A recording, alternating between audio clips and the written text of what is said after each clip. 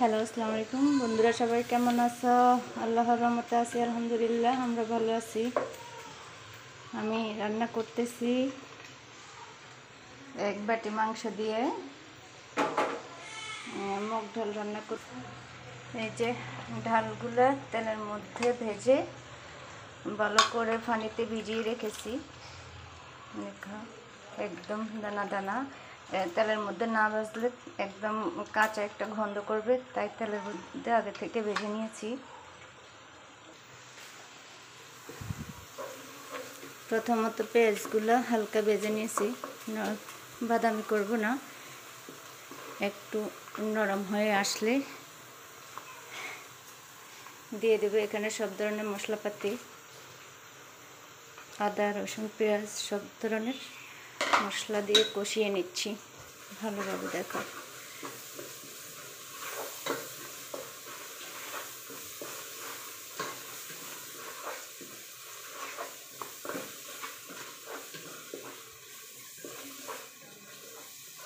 ভালোভাবে কষিয়ে নিতে হবে, এমনভাবে কষাতে হবে যেন উপর থেকে তেল উঠে আসে।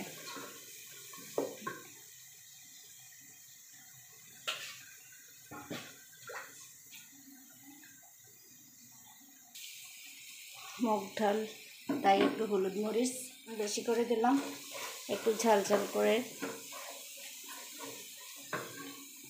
মশলা যেন পড়ে না যায় সেই জন্য একটু পানি দিয়ে দিলাম।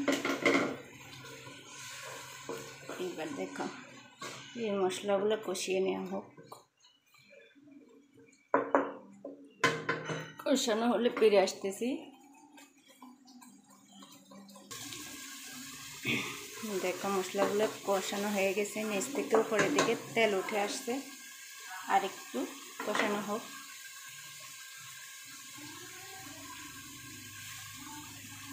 নিচে একদম তেল উঠে গেলে উপরে এর মধ্যে দিয়ে দিচ্ছি এক বাটি মাংস আগে থেকে দিয়ে কষে করে রেখেছিলাম।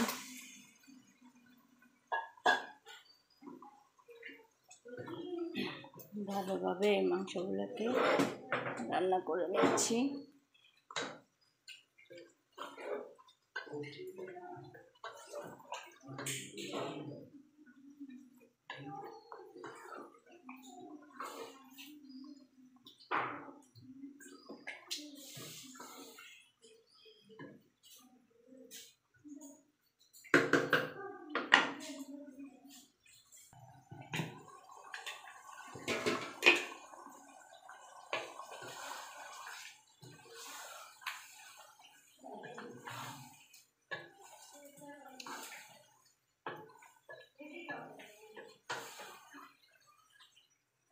মাংসগুলো ভালোভাবে রান্না হয়ে যায়। মাংসগুলো প্রায় কষানো শেষ, ভালোভাবে রান্না হয়ে গেছে। এর মধ্যে আমি মাংসগুলো উঠিয়ে নেব।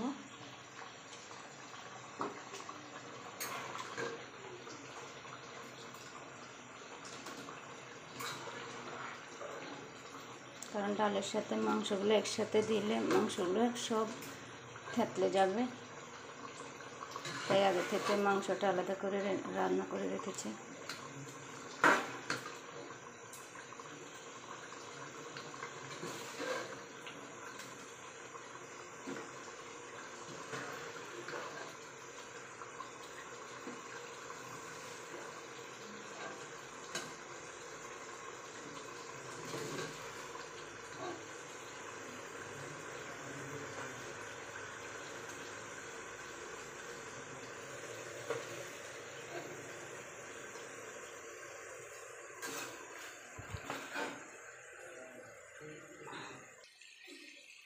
এবার তার মধ্যে দিয়ে দেব আগে থেকে ভিজিয়ে রাখা ডালগুলি।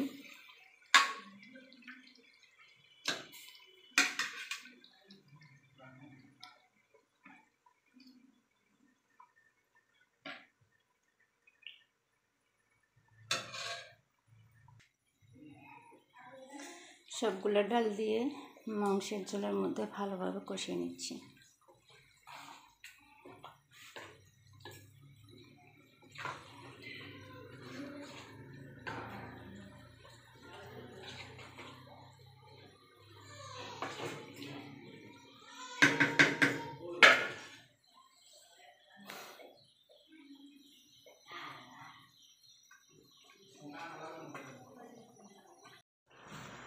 ডালগুলো এভাবে কষানোর পরে দিয়ে দেবো ফুটানো গরম পানি সিদ্ধ হওয়ার জন্য।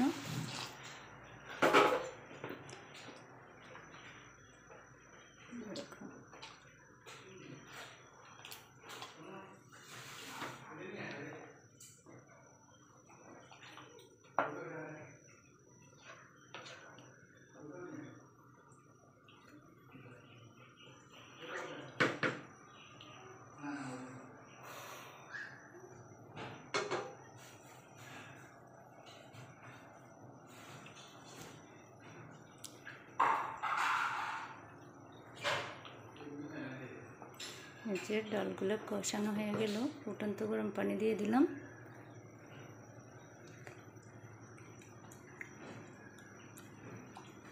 এবার ভালোভাবে সিদ্ধ হয়ে আসো।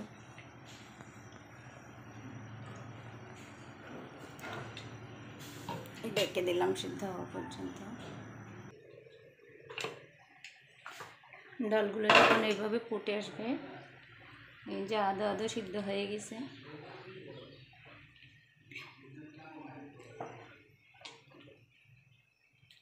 এবার তার মধ্যে দিয়ে দেব মাংসগুলো।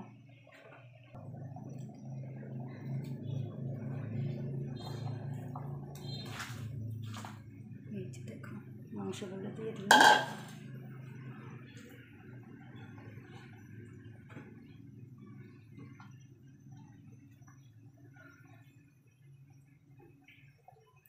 আলতো হাতে নেড়ে দিচ্ছি।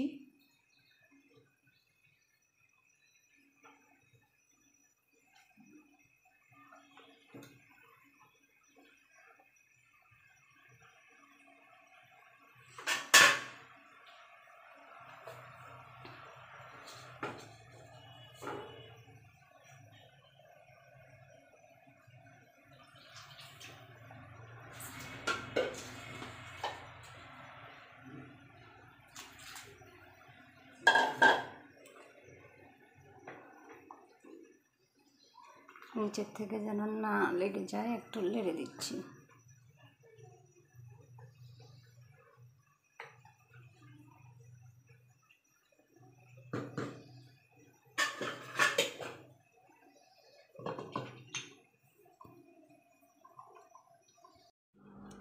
অনেকক্ষণ পরে আসলাম বন্ধুরা, দেখো রান্নাটা প্রায় শেষ পর্যায়ে, কালারটা খুব সুন্দর আসছে।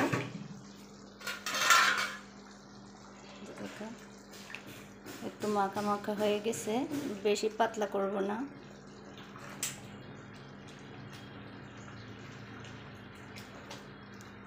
এই যে একদম নরম হয়ে গেছে।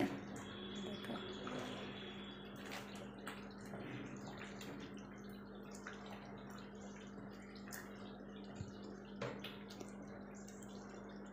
এই যে গলে গেছে।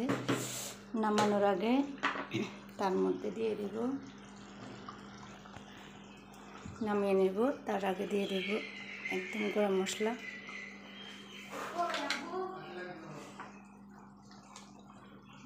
গরম মশলা গুঁড়টা দিয়ে নেড়ে ছেড়ে দিতে হবে, না হয় উপর উপর মশলাটা থেকে যাবে, ভালো লাগবে না।